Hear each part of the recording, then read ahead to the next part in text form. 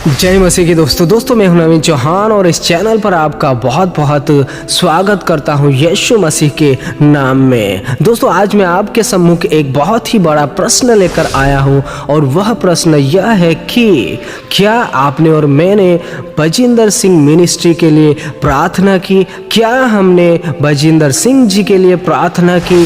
क्या हमने उसके परिवार के लिए प्रार्थना की जो कि इस वर्तमान समय में एक बहुत ही बड़े दुख में होकर गुजर रही है?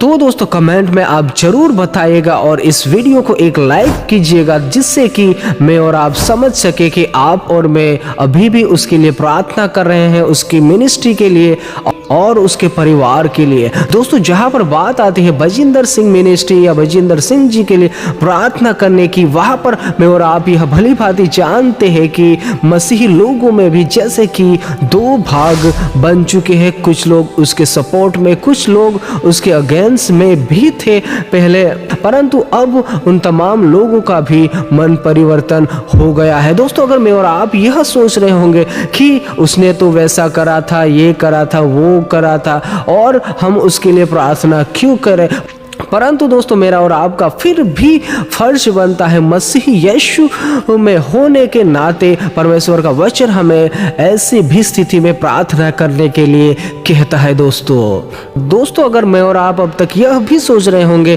कि वह तो फॉल्स प्रॉफिट था या फिर ये था वो था, तो दोस्तों अगर वह ऐसा भी अगर हमारी नजरों में था तो क्या हमने उसके लिए ऐसी प्रार्थना करी कि परमेश्वर उसे ज्ञान दे, बुद्धि दे, समझ दे, उसे सही मार्ग पर चलाए और वह आने वाले समय में सही परमेश्वर के वचनों को फैलाने पाए? अगर मैंने और आपने नहीं की है तो आपको और मुझे करना चाहिए। अगर हमारी सोच, हमारे विचार ऐसे भी है तो भी मुझे और आपको उसके लिए प्रार्थना करने की जरूरत है। और दोस्तों मैं हर एक मसीह भाई बहनों से भी यही कहना चाहूँगा कि बजिंदर सिंह मिनिस्ट्री के लिए प्रार्थना कीजिए, उसके परिवार के लिए प्रार्थना कीजिए और उस सेवक के लिए भी प्रार्थना कीजिए कि परमेश्वर मार्ग को खोले। क्योंकि दोस्तों यह बात में और आप भली भांति जानते हैं कि धर्मी जन के प्रार्थना के प्रभाव से बहुत कुछ हो सकता है। अगर आप और मैं सही परमेश्वर के वचनों के अनुसार चलने वाले मसीह भाई बहन हैं और हमारा जीवन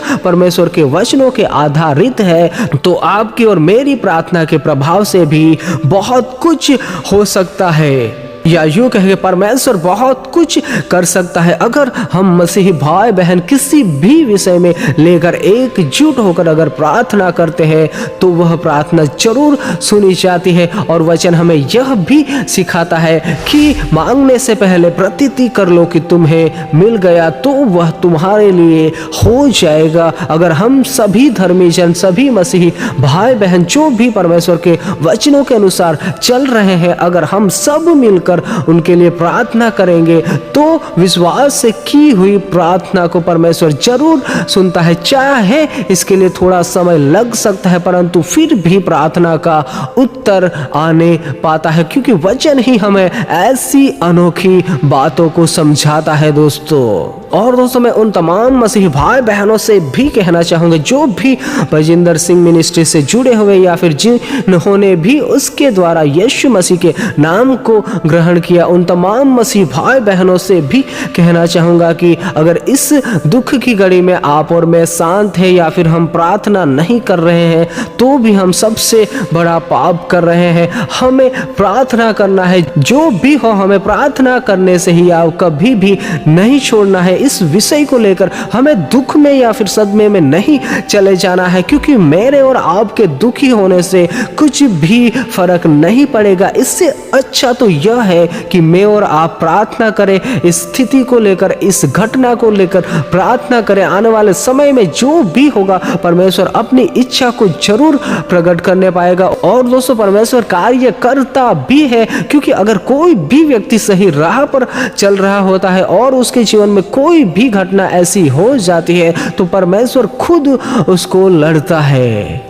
दोस्तों जितना भी समय लगे, जितनी भी देरी हो, परंतु आपको और मुझे प्रार्थना करने से हियाव नहीं छोड़ना है। आज वह परिवार दुख में है, वह मिनिस्ट्री दुख में है और वह जन भी। तो ऐसे समय में हम और कुछ करें या ना करें, परंतु जो भी हम कर सकते हैं वह जरूर करें, और वह यह है कि हम प्रार्थना करें उन तमाम लोगों के लिए, उन तमाम मनुष्यों के लिए जो भी इस संस्था से जुड़े हैं, जो भी आज दुख में है, जो भी आज इस बात को लेकर बहुत ही टेंशन चिंताओं से ग्रस्त हैं। उन तमाम लोगों के लिए हम प्रार्थना करें, और खास करके बजिंदर सिंह जी के लिए भी हम प्रार्थना करें कि परमेश्वर उसे जितना भी हो सके परमेश्वर उसे क्षमा करे, उसे माफ करे, परमेश्वर उसके जीवनों में कार्य करे आने वाले समयों में, और उसकी आत्मा भी बचाए जाए। दोस्तों अगर हमारी सोच, हमारे विचार ऐसे भी हो सकते हैं कि उसने तो ये करा था या फिर ये गलती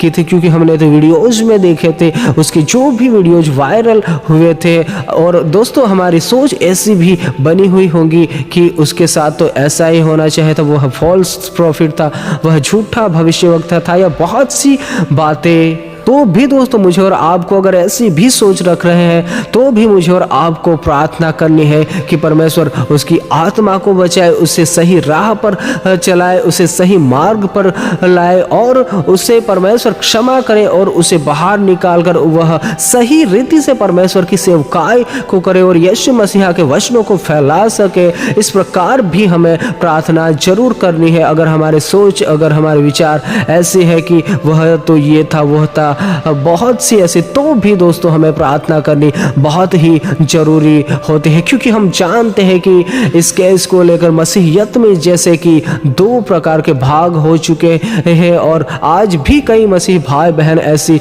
सोच में है। इसलिए दोस्तों फिर भी मेरा और आपका यह फर्ज बनता है कि ऐसी स्थिति में, ऐसे समय में, ऐसे दुख की घड़ी में हमें और भी दिन प्रतिदिन प्रार्थना में समय को बिताना है उस तमाम लोगों के लिए। और दोस्तों हमें ऐसा भी नहीं सोचना है कि मैं उसके लिए प्रार्थना क्यों करूं, क्यों नहीं करूं। हम मसीही में एक है, इस बात को हमें कभी नहीं भूलना है। जो भी इस पृथ्वी पर रहकर परमेश्वर की सेवा कर रहा है या खराई से चल रहा है, हम सब मिलकर एक ही परमेश्वर के लोग हैं, और वही परमेश्वर यहोवा मुझे और आपको उन तमाम बातों के लिए प्रार्थना करने के लिए सिखाता है। इसलिए आप और मैं, कोई भी पर्सन क्यों ना हो, मुझे और आपको इस विषय को लेकर प्रार्थना करनी है, अब भी और आने वाले समय में भी। बाकी आप बहुत ही समझदार हो। सबको जय मसीह की।